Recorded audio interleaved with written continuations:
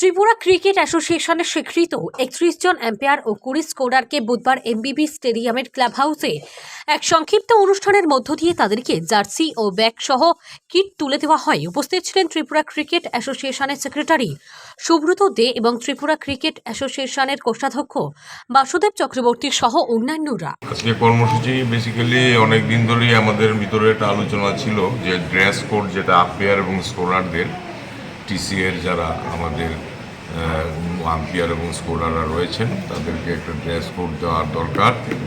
দীর্ঘদিন ধরেই দেওয়া হয়নি। অনেক জায়গায় আমরা দেখেছি অনেকে বিরক্তি প্রকাশও করেন যে একটা আম্পায়ার দেখি একটা পরা লাল রঙের একটা ড্রেস পরে মাঠের মধ্যে দাঁড়িয়ে আছে, দেখতেও খুব একটা রুচিকর না, দৃষ্টিকটু। তো যেটাই হোক, সবাই মিলে আমরা আলোচনা করে একটা সুন্দর ড্রেস কোড দেওয়ার আয়োজন আজকে করেছি। সবাইকে নিমন্ত্রণ দিয়েছি, সবাই এসছেন, আপনারা সাংবাদিক বন্ধুরাও এসছেন। আমরা টোটাল ৩১ জন আম্পায়ার এবং ২০ জন স্কোরার আমাদের আছে। এদের সবাইকেই আমরা আজকে এই ড্রেস প্রদান করব। সেটা আপনারা সাক্ষী থাকবেন। আপনারা আমি একে একে এক দুজনকে আমরা ডেকে নিচ্ছি। কি কি আছে ড্রেসে? আমরা আছে কালারফুল ড্রেস আছে, কালার করে টি শার্ট আছে কালার দুটো, হোয়াইট দুটা, hat colour 1, white 1, bag 1 bag.